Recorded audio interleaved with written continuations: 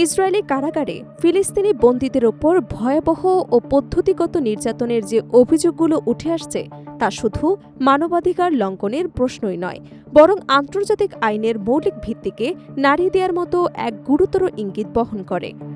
আল জাজিরার অনুসন্ধানী প্রতিবেদনে সাবেক বন্দীদের বর্ণনায় এমন সব নির্যাতনের কথা উঠে এসেছে যা অত্যন্ত নির্মম ও অমানবিক বলে দাবি করা হচ্ছে।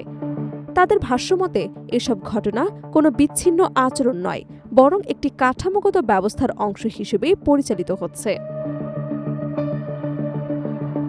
জাতিসংঘ ও আন্তর্জাতিক অপরাধ আদালতের পর্যবেক্ষণেও যৌন সহিংসতাকে যুদ্ধের অস্ত্র হিসেবে ব্যবহারের ইঙ্গিত পাওয়া যাচ্ছে।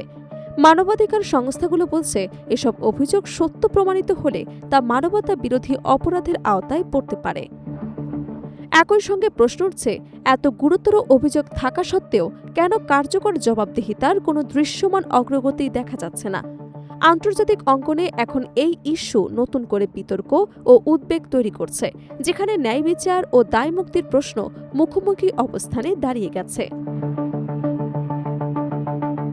এই প্রেক্ষাপটে ইসরায়েলি কারাগারে ফিলিস্তিনি বন্দীদের বিরুদ্ধে আরও গুরুতর অভিযোগ সামনে এসেছে।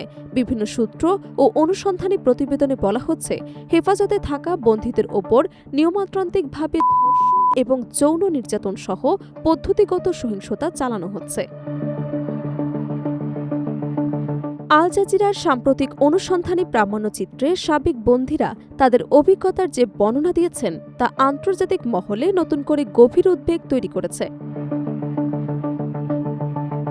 গাজার সাবেক সরকারি চাকুরিজীবী মুহাম্মদ আল বাকরি 2024 সালের 10 এপ্রিল ঈদ উল ফিতরের দিনের অভিজ্ঞতা তুলে ধরে জানান, তাকে এবং আরও 7 জন বন্দীকে সম্পূর্ণ নগ্ন করে চোখ এবং হাত বেঁধে সারিবদ্ধভাবে দাঁড় করানো হয়। এরপর সেনা ও কারাগার রক্ষীরা তাদের ওপর শারীরিক ও যৌন নির্যাতন চালায় বলে তিনি অভিযোগ করেন।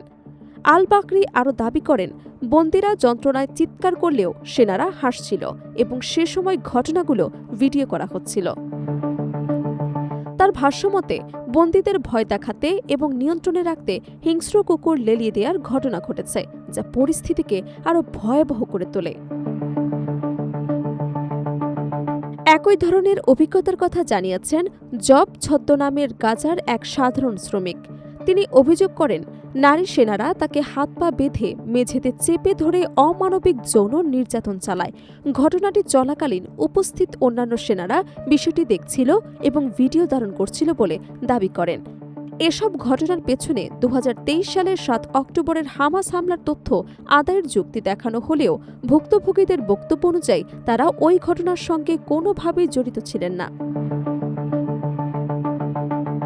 মানবাধিকার সংস্থাগুলোর মতে, ইসরায়েলি কারাগারে ফিলিস্তিনিদের ওপর যৌন নির্যাতনের অভিযোগ নতুন কিছু নয়, তবে 2023 সালের অক্টোবরের পর থেকে এর মাত্রা এবং বিস্তার নজিরবিহীনভাবে বৃদ্ধি পেয়েছে। 2025 সালের মার্চে প্রকাশিত জাতিসংঘের একটি প্রতিবেদনে ইসরায়েল কর্তৃক পদ্ধতিগত যৌন এবং লিঙ্গভিত্তিক সহিংসতা ব্যবহারের প্রমাণ পাওয়া গেছে বলে উল্লেখ করা হয়। এর পরিপ্রেক্ষিতে আন্তর্জাতিক পর্যায়ে ইসরায়েলকৃত সংঘাতপূর্ণ অঞ্চলে যৌন সহিংসতা চালানো রাষ্ট্রগুলোর তালিকায় অন্তর্ভুক্ত করা হয়েছে বলে বিভিন্ন সূত্রে দাবি করা হচ্ছে, যা বিশ্বজুড়ে নতুন রাজনৈতিক বিতর্ক সৃষ্টি করেছে।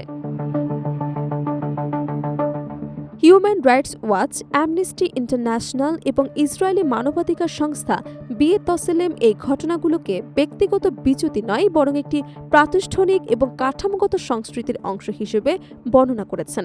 তাদের মতে, এই ধরনের সহিংসতা বিচ্ছিন্ন ঘটনা নয়, বরং দীর্ঘদিন ধরে গড়ে ওঠা এক নিরাপত্তা কাঠামোর মধ্যে নিহিত। তবে সবচেয়ে বড় প্রশ্ন হল, এত গুরুতর অভিযোগের পরও কেন কোনো কার্যকর তদন্ত বা শাস্তিমূলক ব্যবস্থা দৃশ্যমান নয়। 2024 সালের জুলাই মাসে সদে তেইমান ডিটেনশন ক্যাম্প থেকে একটি ভিডিও ফাঁস হওয়ার পর কিছু রক্ষীকে আটক করা হলেও পরে রাজনৈতিক চাপের মুখে অভিযোগ প্রত্যাহার করা হয় বলে অভিযোগ রয়েছে। এই ঘটনাটি সামরিক বিচার ব্যবস্থার স্বাধীনতা নিয়েও প্রশ্ন তুলেছে। একই সময় ভিডিও ফাঁসের অভিযোগে এক উচ্চপদস্থ সামরিক কর্মকর্তাকে গ্রেফতার করা হয়, যা পরিস্থিতিকে আরও বিতর্কিত করে তোলে। ইসরায়েলি প্রধানমন্ত্রী বেঞ্জামিন নেতানিয়াহু এই ঘটনাকে দেশের জন্য একটি বড় পাবলিক রিলেশনস সংকট হিসেবে উল্লেখ করেন বলে জানা গেছে। অন্যদিকে কিছু কট্টর রাজনৈতিক বক্তব্য পরিস্থিতিকে আরও উত্তপ্ত করেছে বলে আন্তর্জাতিক পর্যবেক্ষকদের অভিমত। জাতিসংঘের বিশেষ দূত ফ্রান্সিসকা আলবানিজ বলেন, এই নির্যাতনের উদ্দেশ্য শুধু শারীরিক কষ্ট দেওয়া নয়, বরং একজন মানুষের আত্মসম্মান, মানসিক স্থিতি এবং মানবিক সত্তাকে সম্পূর্ণভাবে ধ্বংস করা। আন্তর্জাতিক আইন বিশেষজ্ঞদের মতে, কোনো রাষ্ট্রীয় কাঠামোর মধ্যে যৌন সহিংসতা যদি বিচ্ছিন্ন ঘটনা না হয়ে নিয়মতান্ত্রিকভাবে ঘটে, তবে তা মানবতা বিরোধী অপরাধ হিসেবে বিবেচিত হতে পারে। তবে সবশেষে প্রশ্নটা রয়ে যায়, শুধু অভিযোগ বা প্রতিবেদনের মধ্যেই সীমাবদ্ধ নয়। এটা এখন মানবাধিকারের ভবিষ্যৎ, ন্যায় বিচারের নিরপেক্ষতা এবং আন্তর্জাতিক ব্যবস্থার বিশ্বাসযোগ্যতার প্রশ্ন হয়ে দাঁড়িয়েছে। যদি এই ধরনের গুরুতর অভিযোগ সত্যি প্রমাণিত হয়, তাহলে তা শুধু একটি দেশের কারাগার ব্যবস্থার ইস্যু নয়, বরং গোটা বৈশ্বিক আইনি কাঠামোর জন্য এক গভীর পরীক্ষা।